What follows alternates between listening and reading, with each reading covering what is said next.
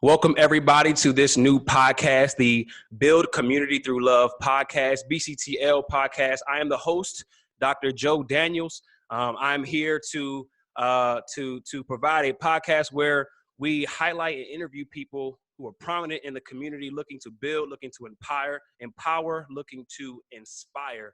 And so we're bringing people in, we're bringing different guests in who are doing work in that area to empower and build community. Things like economic development and empowerment, things like community development and community empowerment, as well as looking at leadership development. We know in the time right now, leadership is crucial, is very important. And so that's what this podcast is. And we're just looking to have great people on to highlight what they're doing and see how we can continue to inspire our audience to build community through love. I am grateful to have for my very first guest on my very first episode, my father, Reverend Dr. Joseph W. Daniels Jr.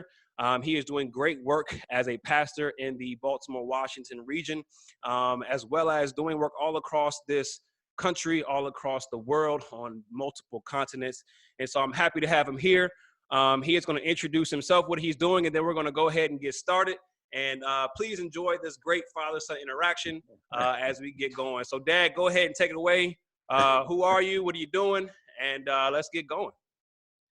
Well, son, it's good to be with you this afternoon. I am truly honored and humbled to be with you on this podcast. Excited about the work that you are doing, the transformative work you're doing, and I'm glad to be a part of it and to share it with you.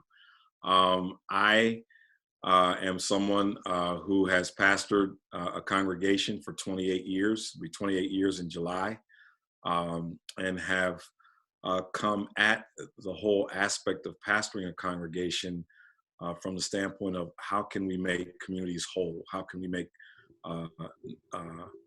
conditions within communities where people can experience individual wholeness, family wholeness, community wholeness, and the like. So it's been a joy to serve the Lord and serve the congregation and serve the people. And I'm just excited to be here today. Fantastic. So first question, when you hear the word community, what do you think of? Or even how do you define the word community? Well, I like to just break it down by the two major words that are in that word community. So to me, a healthy community is a common unity. It's a common unity where there is common union, where those who live in the community are together, working together, and where each component of the community is trying to make the other better. I start there. And so what are the commonalities we have? What are the diversities we have? But what are the diversities we have that can be united, that can come together? That's where I begin by defining community. I then go to a more sophisticated definition because I believe each community, every community, whether you're in a rural area, suburban area, urban area, or ex-urban area, every community is made up of three sectors, and that's the private sector, the government sector, and the public sector. Understanding those sectors and having those sectors work together determines whether a community is healthy or not. And so if you had to look at the health of it, what makes up a healthy community? Well, a healthy community simply exists when the private sector and the government sector and the public sector are working together in tandem in a community, and each of those sectors in that community is strong. At any point, if one or more of those sectors is weak in a community, that community begins to suffer. So private sector, we know, brings the money into a community. They bring the jobs into a community. The government sector legislates community, but they also set up laws and circumstances for the private sector to be able to make money. And of course, the public sector, John, Jane, Q Public, is essential because we spend money, we live in community and the like. Where you have a community that has all of those sectors strong, you have a strong community. But if you've got bad government, or if you have a public sector that's suffering, or if a major corporation leaves a community, then you really have problems. Interesting. So let's talk about your background. How did you get to where you are now as a pastor, and how has your different experiences in your background shaped you to actually begin a profession, a call, and into pastoring and into building community? Well, as you know, I come from two parents who were very justice minded. Mm-hmm. I'm a civil rights kid. I was born in 1960, and so I grew up literally in the midst of the civil rights movement. Um, my father was your grandfather, obviously. He was engaged heavily in civil rights and in equal employment opportunity. He worked his last job, he was the director of equal employment opportunity for the Board of Governors of the Federal Reserve System, which Mm-hmm. at that time was the last bastion of white racism.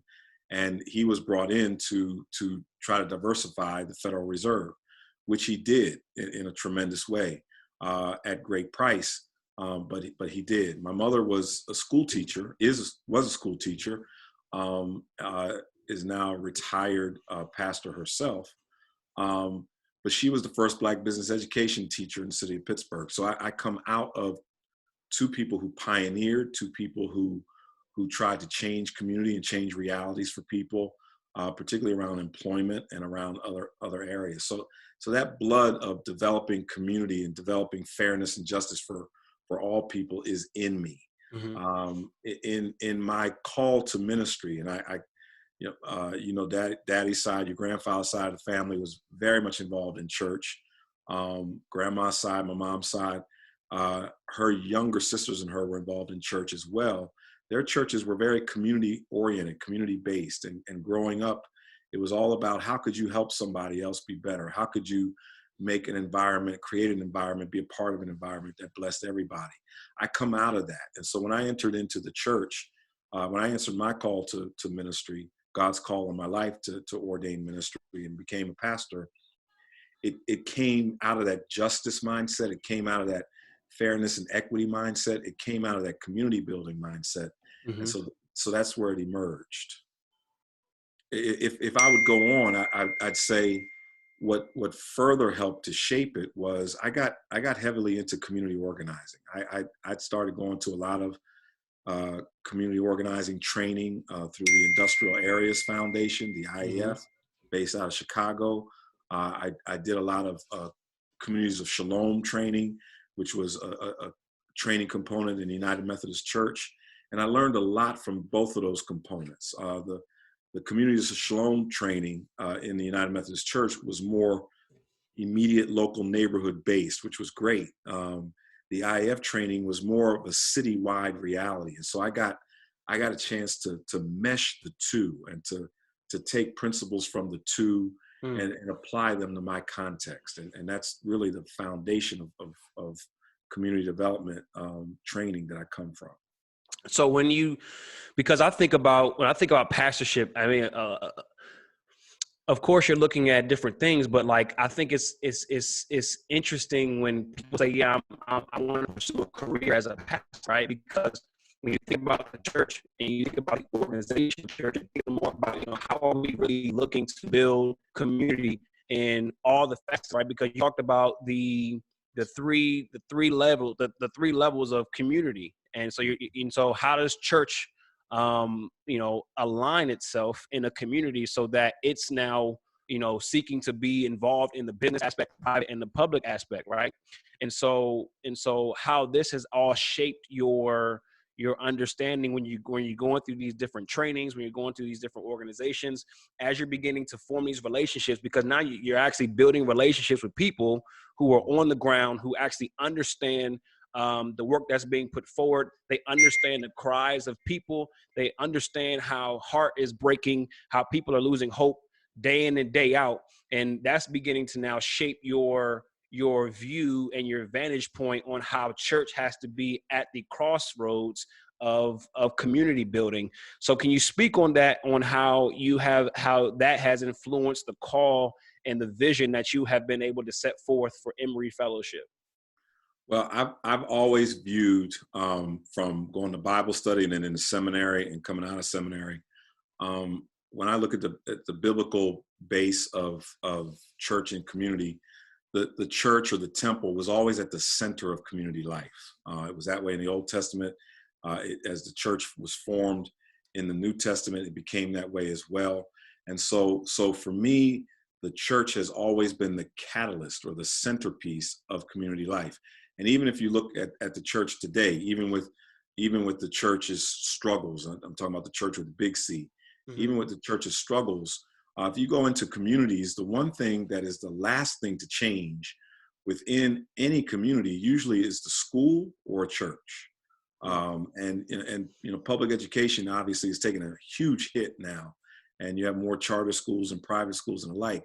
But the one entity within a community that tends to be there uh, by people, and if not by people, just the building itself, Mm-hmm. is the church. And so historically, the church has been the centerpiece of community life. If that's the case, then for me, the church has to be engaged in every one of the sectors that I mentioned.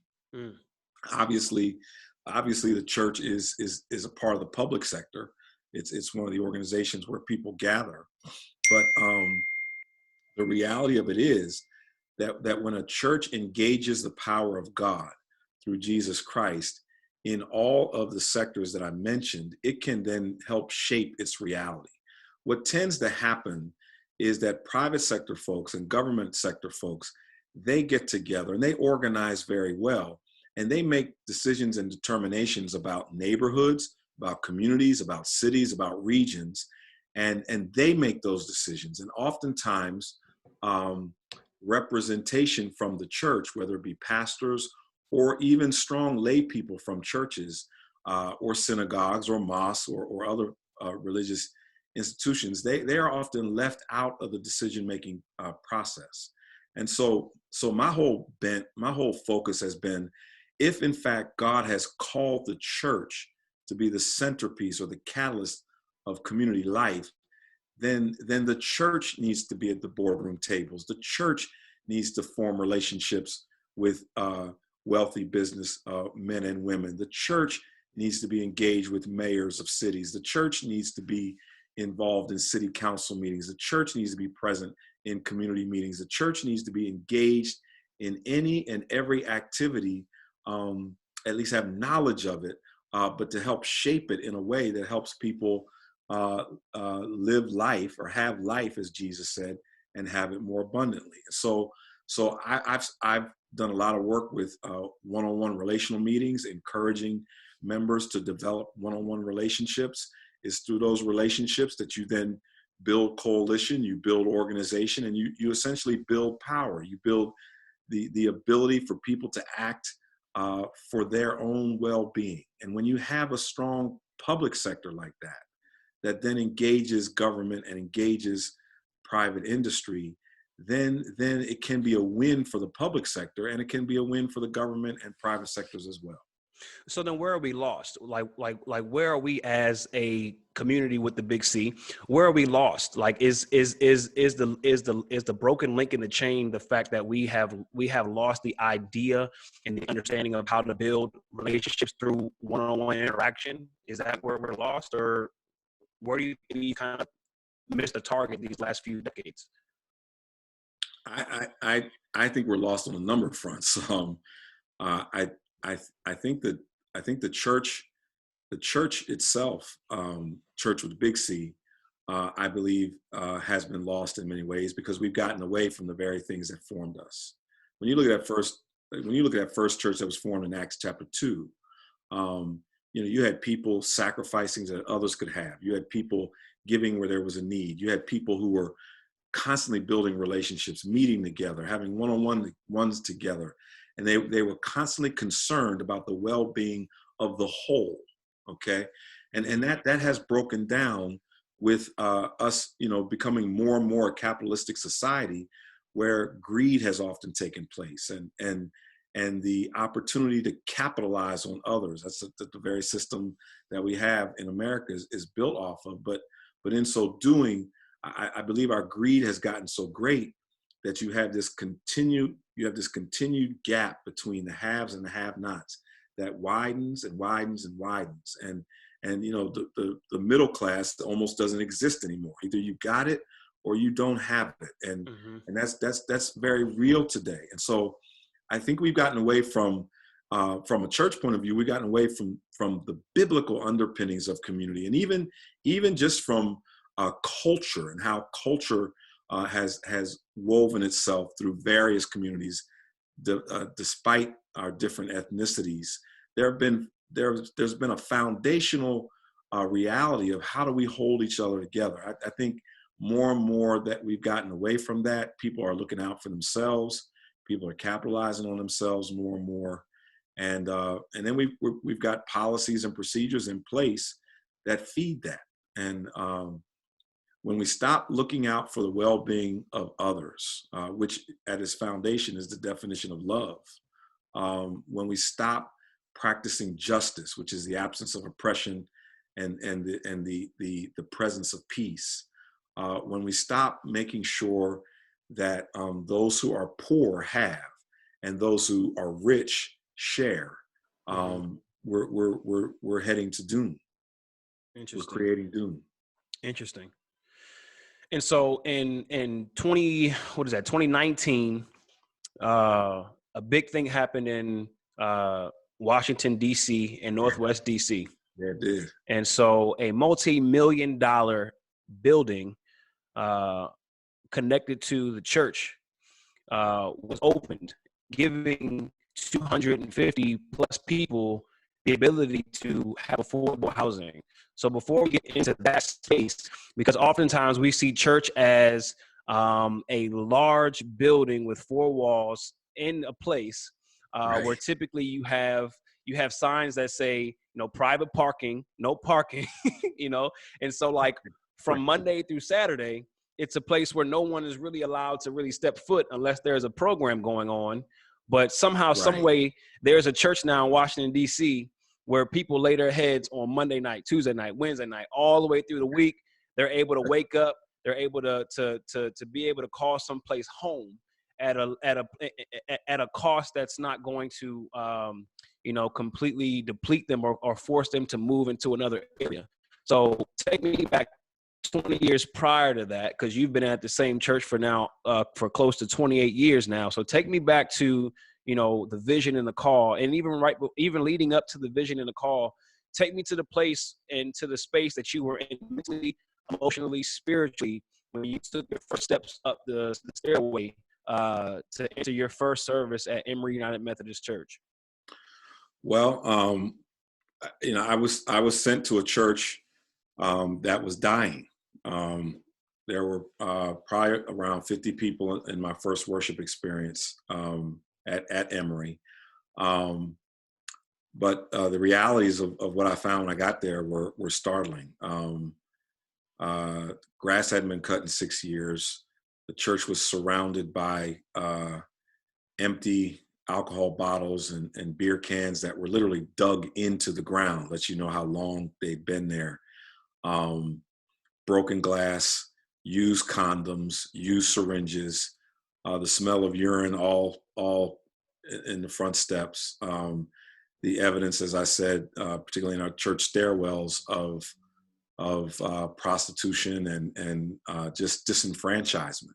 And that was on the hill where we sat. If you came down the steps, then that part of Georgia Avenue where we were at that time was part of a major heroin distribution ring. So you had dealing on the corner, you had drug abuse on the corner, you had vagrants on the corner, you had people sleeping on the stairwells on the steps of the church in the stairwells. We were a picture of degradation, and that's what I was. That's what God sent me to start pastoring. And so, what I knew at that time as a 32-year-old pastor who was green. I had a couple of years experience as an assistant pastor, but all I knew at that time was to preach and teach Bible study and to engage people in community, and that's what I sought to do. So I preached every Sunday like it was my last Sunday. I started Bible study. I began to meet people in the neighborhood which I was familiar with somewhat because your grandfather and grandmother, my parents, did their shopping along Georgia Avenue. Dad bought his wine on Georgia Avenue. Dad got his shoes repaired on Georgia Avenue. Mom went shopping on Georgia Avenue. So I was familiar with it. Dad used to take me to Verner's Barbershop, a block from church. Little did I know I'd be at Emory Church serving, but we'd go to Verner's. And so I went down to the barbershop where I used to get my hair cut, and went in, and I thought I recognized one of the barbers and started going to him to cut my head. Lo and behold, he was president of the Alcoholics Anonymous chapter in the neighborhood. They were looking for a place to stay, a place to have their meetings. They came to Emory. And then I used to get my clothes cleaned at the cleaners across the street.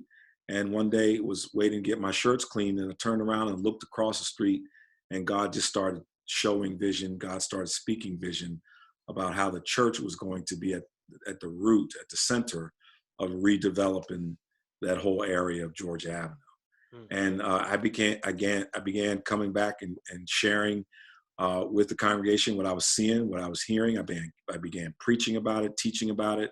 People in the congregation began teaching and talking about what they were seeing. We began talking and doing one-on-one interviews in the neighborhood, and all of that kind of meshed together. Because I'm one who believes that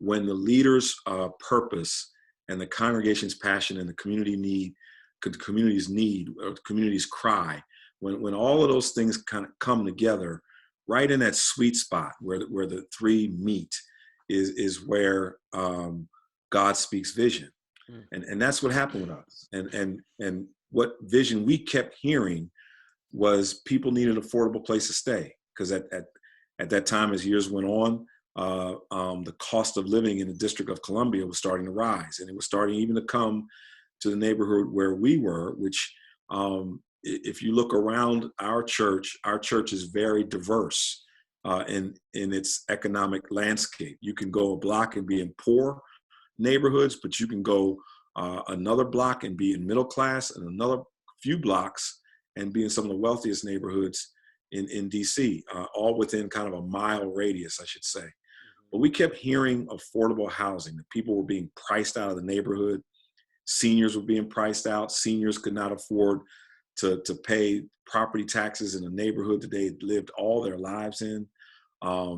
Other folks were saying, I need a affordable place to live. And so our task was, in a city that had become the number one gentrifying city in America, with some of the highest housing costs, was how do we use our property? How do we use our land to build housing and to create housing for people who are literally being priced out of the city? And that's what we sought to do. And how hard was that to be able to see that what a lot of people will deem as, not essential or not an asset? How are you able to turn inward and see that you all had everything that you needed right there under your feet, and you look to say, we are going to be the community, or we are going to be the church, and we have the asset that can now change lives in this city? How hard was that? Because oftentimes, we see outward, we see what we can control, see what we have in our bank account, and we often get either overwhelmed or we quickly just have a poverty mindset to say, well, we can't do this because we lack X, Y, and Z. How hard was that to really kind of see and hear and feel the vision and be able to articulate that to people, even sometimes, for me, who constantly have a impoverished mindset, or a mindset of lack, as opposed to a mindset of abundance? Vision is interesting, and you have to preach and teach and live vision as a leader, because where there is no vision, people perish. Mm-hmm. And so it is tough, but you've got to constantly live out vision in your own witness, and the more people you can bring along to that, it begins to create a climate and a movement that, you know what, this is possible. I'm one who believes that when God gives a vision, God also makes provision. And there was a time at the beginning of all this where getting people within the congregation to see what God was up to and what God wanted was one of the biggest challenges. I remember having people outside of the quote unquote church, outside of our church, in community, who, when we began speaking vision to them, they began to see it before folks in the church did. And that oftentimes happened. That's not a slap at the church or a slap at anybody. Mm-hmm. It's just oftentimes, you know, it's like being in family. Oftentimes when someone announces in family that I'm going to do this, it's the family members are like, yeah. Cause, you know, okay.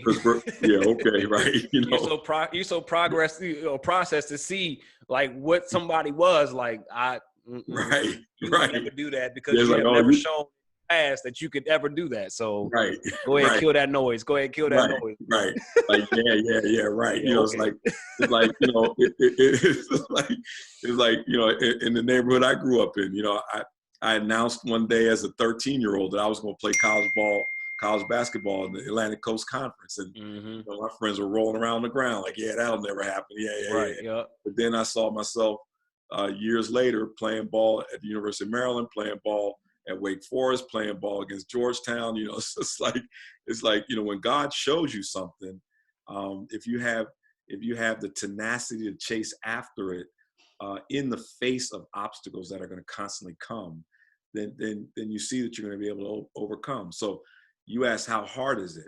It's hard because there are always, you know, it's God's vision when you cast it and announce it, and then all of a sudden you have challenges against it. Yeah. Okay. And that's what happened with us. You know, where are you going to get the money?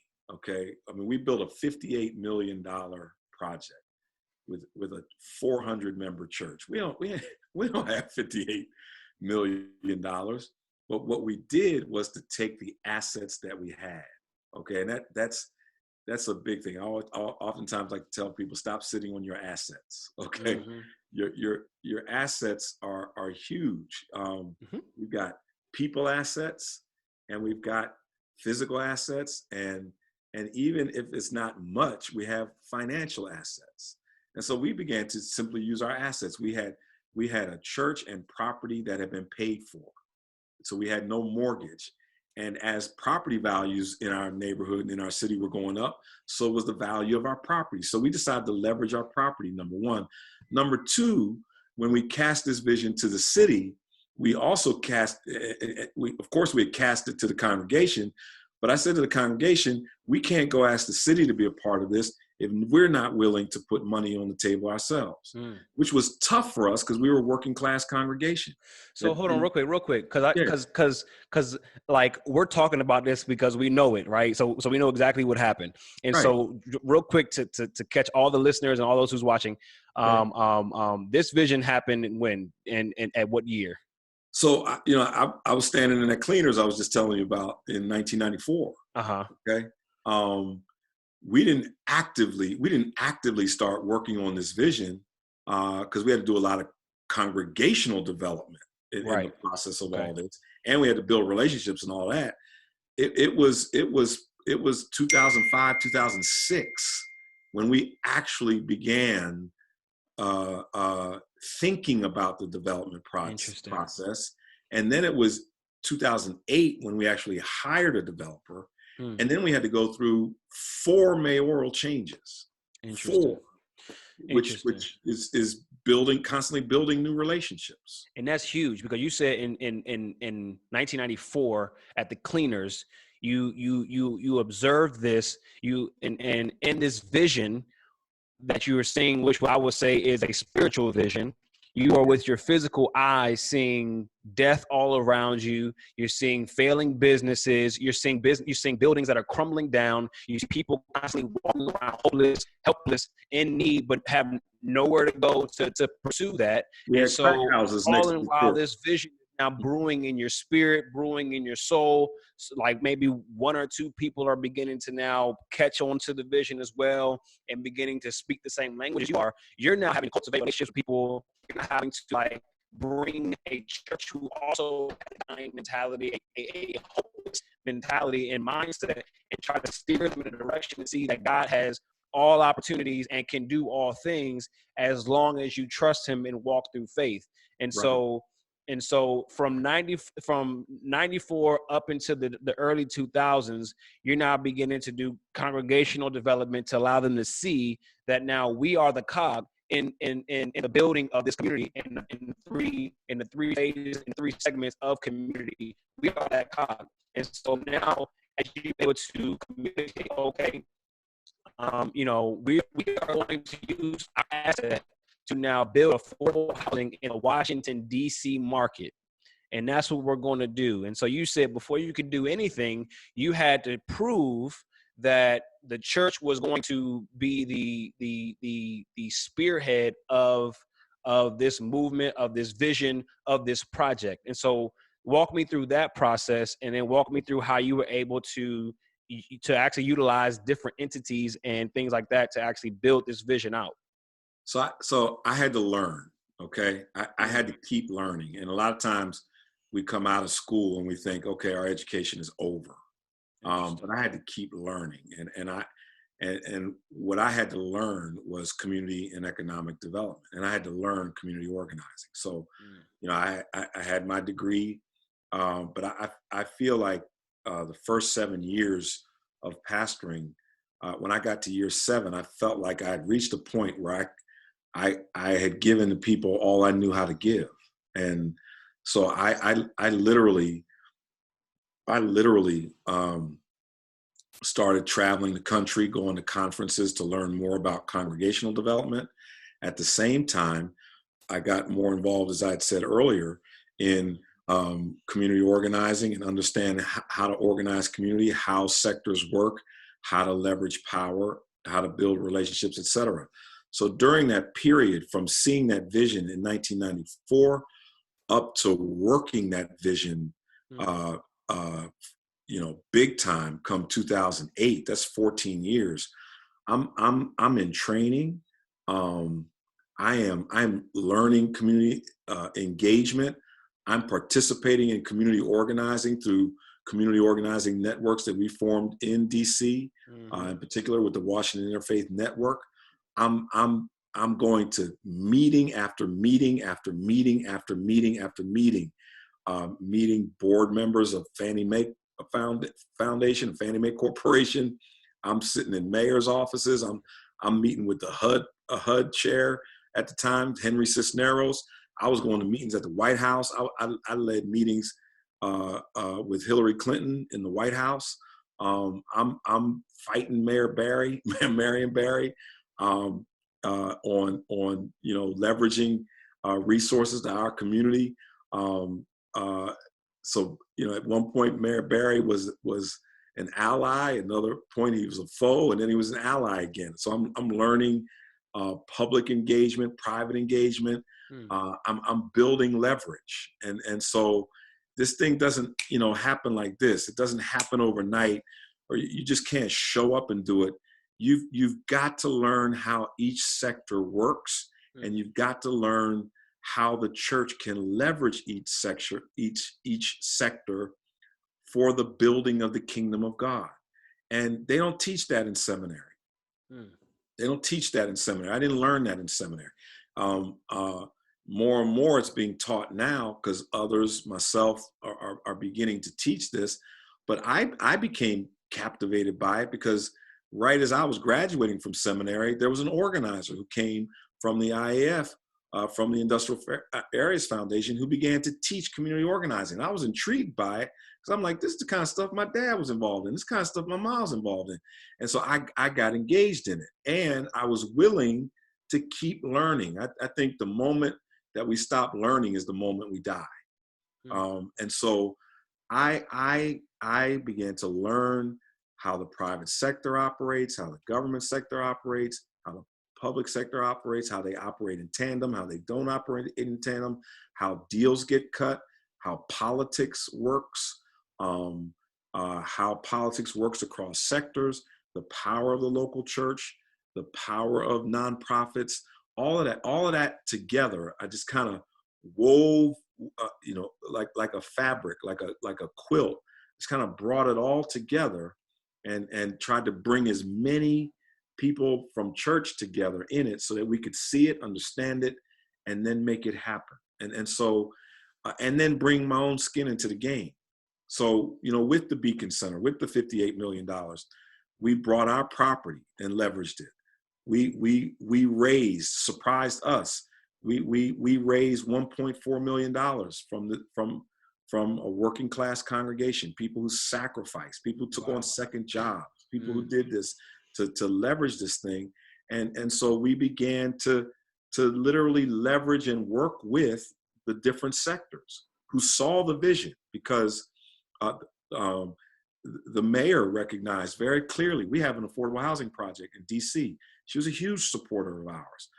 Public sector, private sector, we have a major problem here.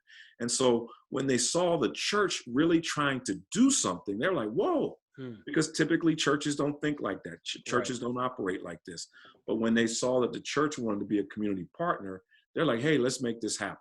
And so we leveraged monies from here, there, here. Next thing you know, we were able to build it by God's grace. And so what is it doing right now?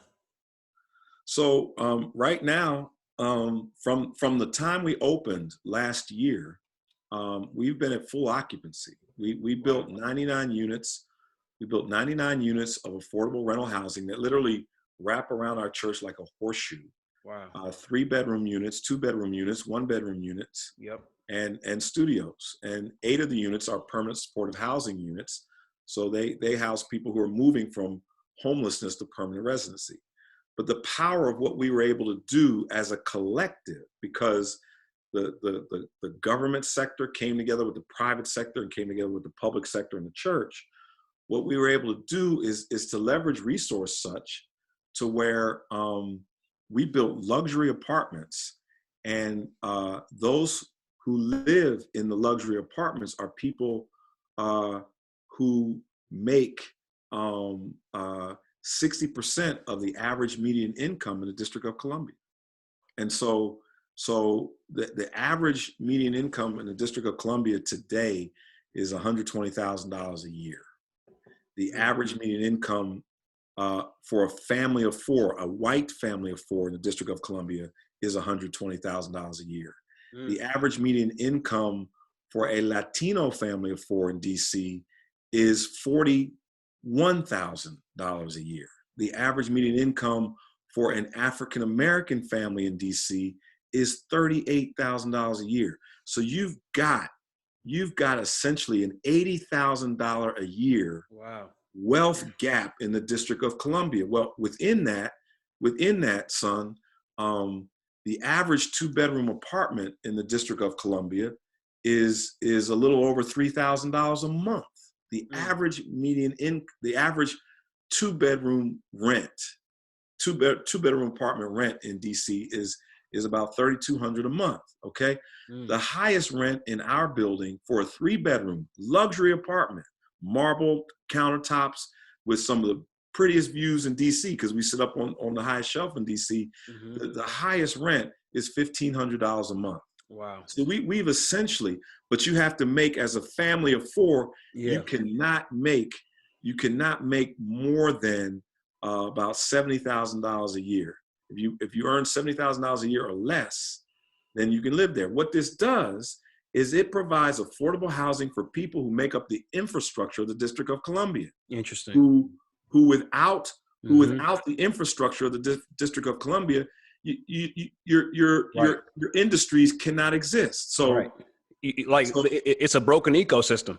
It's a broken ecosystem. So what we sought to do was to rebuild the ecosystem as best as we could, so that hotel workers, hospital employees who are not, doctors and nurses or specialists who are making great salaries, but more, union employees, security guards, low-end police officers, low-end firefighters, school teachers, bus drivers, drivers, transit workers, cab drivers, Uber drivers, senior citizens, across the gamut.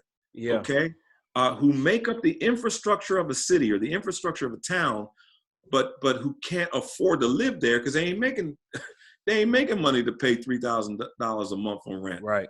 We provided housing for people in these categories, and because over that 14-year span I was telling you about, from 94 to 2008, we began to make relationships with people on the street who were homeless. And we began to hear their stories about how they needed housing. And in our feeding them through food pantries, through opening our church doors and feeding people who are homeless, through housing people who are homeless in our church, through starting a transitional housing ministry. These are the kinds of things that were going on over that period of time. We began to learn what the need was and hear what the need was and respond to it. So the first person we ministered to on the corner back in 1995, who was a gentleman who was homeless, he's now a resident of the Beacon Center. Okay, and there are other persons who were homeless that we worked with who are now residents. And so when you have this kind of community interaction, and as you put it, when the ecosystem is working, then everybody gets blessed. That's amazing. That's amazing.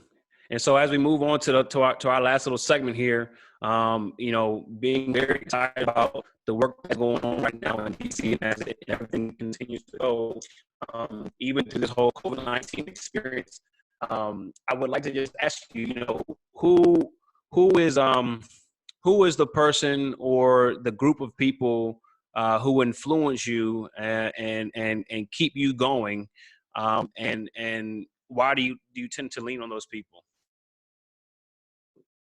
Wow, that's an excellent question. I lean on the memory of my parents. That's first and foremost, because I know their fight, and I know what they came through, and I lean on the memory of my grandparents and my great grandparents, and I pay very close attention to the legacy that they have passed down, and the legacy that is our responsibility to carry on. And so that memory, of course, grandma, your grandmother, my grandmother is still alive. Most of my aunts and uncles and grandparents have passed on, but their legacy was so rich that I carry it in me, and it fuels me. Our Uncle Robert, who you know so well, Robert Brown, and his prominence in the civil rights movement inspires me. His prominence to help people in all kinds of situations and to fight for justice, that inspires me. My congregation inspires me. The people there who are constantly giving, constantly sacrificing, constantly seeking to see God's kingdom inspires me.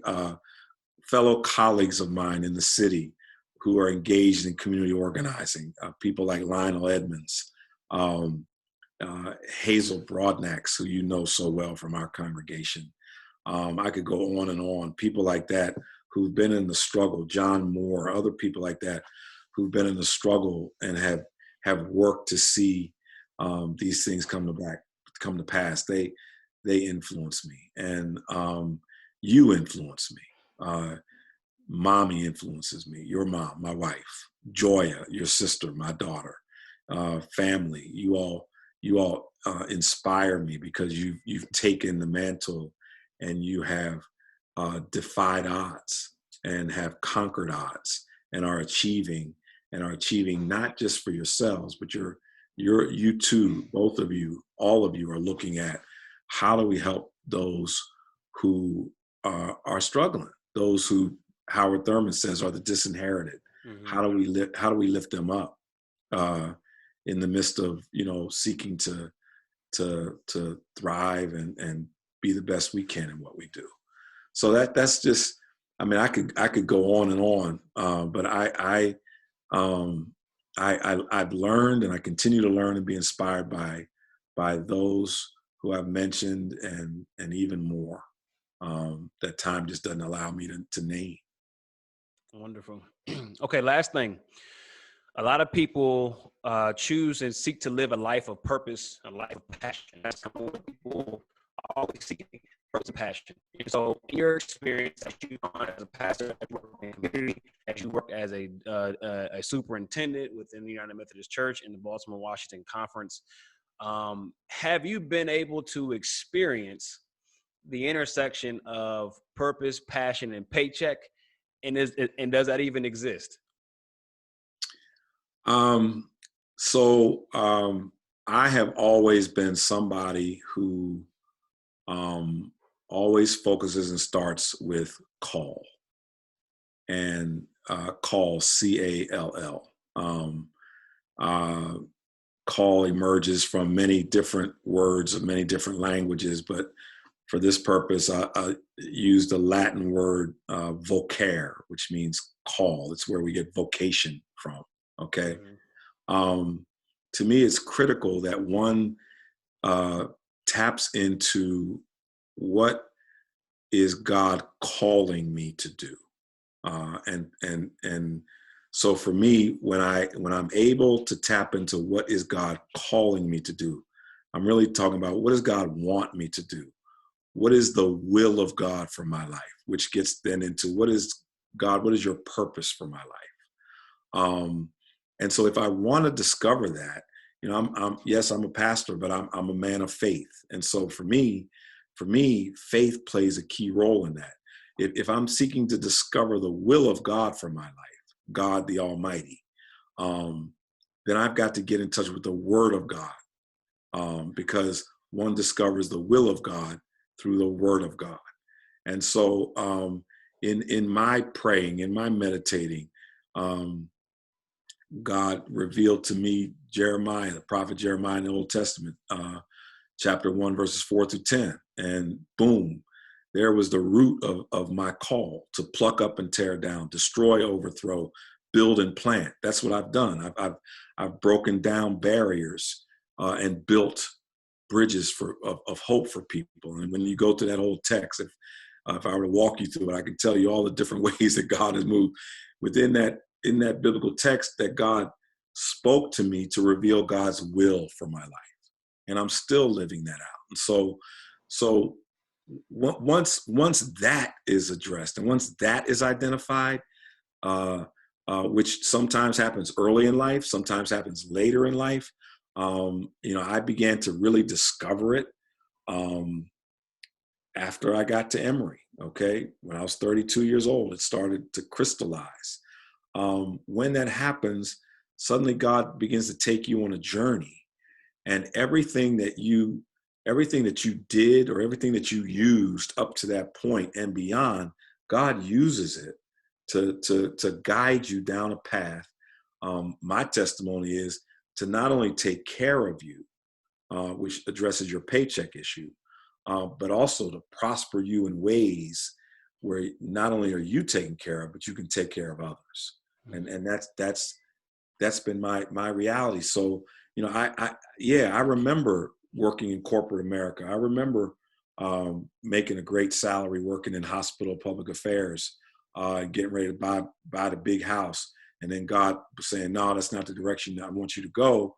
And having to forfeit a great paying job and all of a sudden be on a minister's salary, which at that time, I went to Emory.